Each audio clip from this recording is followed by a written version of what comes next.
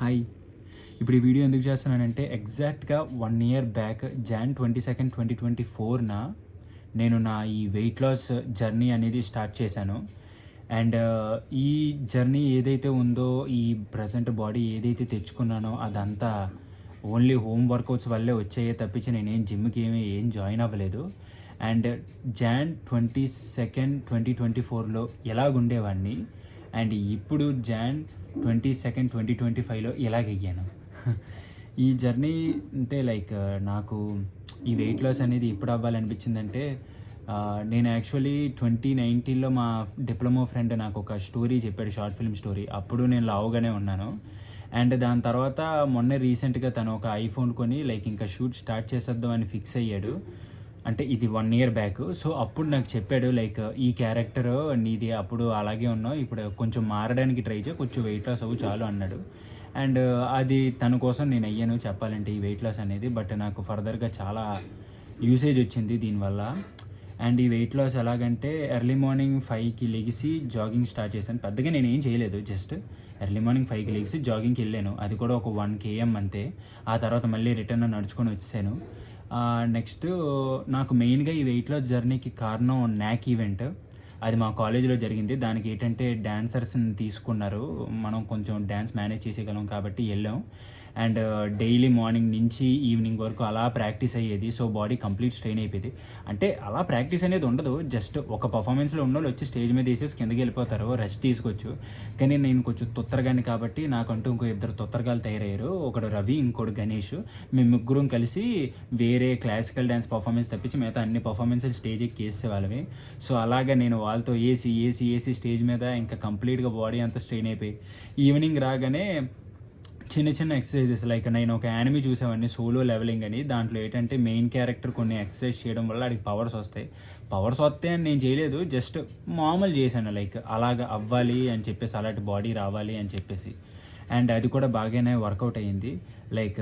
చిన్న చిన్న ఎక్సర్సైజెస్. ఒక పర్టికులర్ న్యాక్ ఈవెంట్ అయిపోయిన తర్వాత మార్చ్, ఏప్రిల్ అంతా నార్మల్ ఎక్సర్సైజెస్ అయ్యాయి. మళ్ళీ మెయిన్ వచ్చేసరికి ఎవరైతే నాకు వెయిట్ లాస్ అవ్వమని చెప్పాడో తనే నాకు స్ట్రెచ్ బ్యాండ్స్ ఇచ్చాడు. తన దగ్గర కొత్తగా ఉన్నాయి అని ఇచ్చాడు. అండ్ ఆ స్ట్రెచ్ బ్యాండ్స్తోని నేను ఎప్పుడైతే తీసుకున్నానో, అండ్ థ్యాంక్స్ టు లీన్ ల్యాట్స్ కూడా, ఎందుకంటే స్ట్రెచ్ బ్యాండ్స్ తీసుకున్న నెక్స్ట్ డేయే సాయన్య, ప్రదీపన్య లీన్ ల్యాట్స్ అకౌంట్లో స్ట్రెచ్ బ్యాండ్స్తో చేసే వర్కౌట్లు చెప్పారంటే అది నాకు ఇంకా ప్లస్ అయింది. ఆ నెక్స్ట్ డే వాళ్ళు చెప్పిన వర్కౌట్స్ చేశాను. అండ్ మొత్తం అంతా జర్నీ అంతా కంటిన్యూస్ అవుతూ వచ్చింది. అలా కరెక్ట్గా ఆగస్ట్ మంత్లోని ఒక పర్టికులర్ ఎక్సర్సైజ్, అది యాక్చువల్లీ డోర్ మ్యాట్ మీద కానీ సాఫ్ట్గా ఉండే ఏరియా మీద చేయాలి, నేను రఫ్ మీద చేశాను. సో దానివల్ల లెగ్ కొంచెం డ్యామేజ్ అయింది.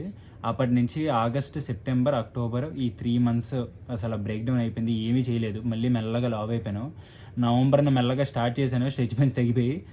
అండ్ డిసెంబర్ని వచ్చేసరికి, అప్పుడు డిసెంబర్ 2nd weekలో మా మమ్మీ ఫ్లిప్కార్ట్ ద్వారా డంబుల్స్ ఆర్డర్ పెట్టుకున్నాను, అవి అప్పుడు వచ్చాయి.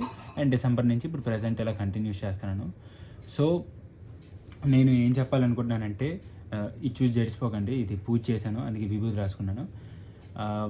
మీరు వెయిట్ లాస్ అవ్వాలి అనుకుంటే మీరు 2 విషయాలు గుర్తుపెట్టుకోవాలి. ఒకటి, జంక్ ఫుడ్ అనేది కంప్లీట్గా మానేయాలి. నేనైతే అసలు నాకు జంక్ ఫుడ్ తినడానికి టైమే లేదు. సో అందుకే అది జంక్ ఫుడ్ కంప్లీట్గా మానేయాలి.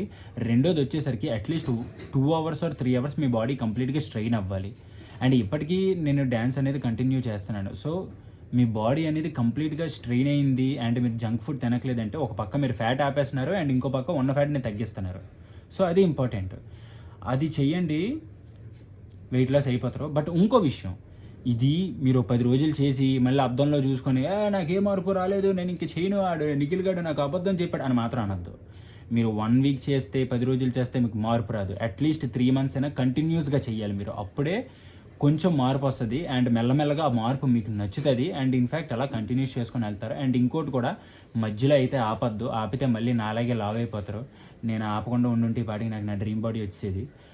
అండ్ లావ్ అయిపోతారు, చూసుకోండి. మధ్యలో అయితే ఆపద్దు, స్టార్ట్ చేస్తే అలాగ ఏదో చేస్తూ వెళ్ళండి అంతే. బై.